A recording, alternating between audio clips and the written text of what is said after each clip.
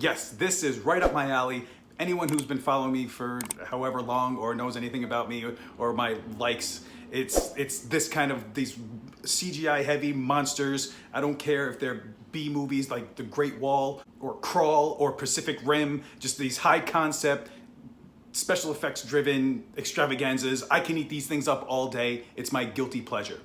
Now mix that with the comedy and the post-apocalyptic feel of both Zombieland and the romantic comedy feel of Shaun of the Dead, and you have yourselves Love and Monsters. In doing what we can to save our planet, big shocker here, humans wound up making their situation worse. Where basically everything that lives on our planet besides humans have mutated and morphed and transformed into these giant creatures who are now controlling the earth, wiped out 95% of our population, and the remaining survivors are living in bunkers underground, trying to avoid the surface at all costs.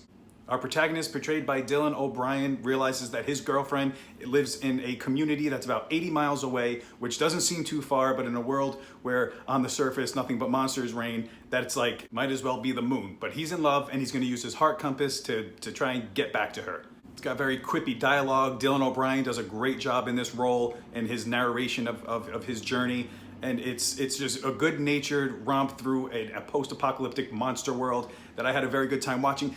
But the message is what really stuck out to me. It kind of goes with the same theme of the other two movies that I reviewed, Spontaneous and Save Yourselves, where in this pandemic world that we're living in, and in this quarantine that seems to be endless, these movies have this kind of same through line of we can't spend our lives hiding underground from the dangers that lurk above us. You have to embrace the dangers and move past it.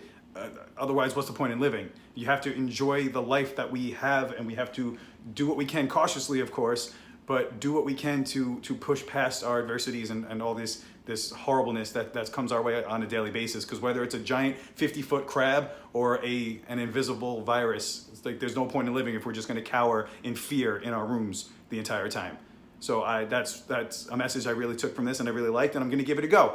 So Love and Monsters was a lot of fun. It's everything that I love in a movie, and if you have the same sort of taste as me, you're going to enjoy it. It's definitely worth the rental.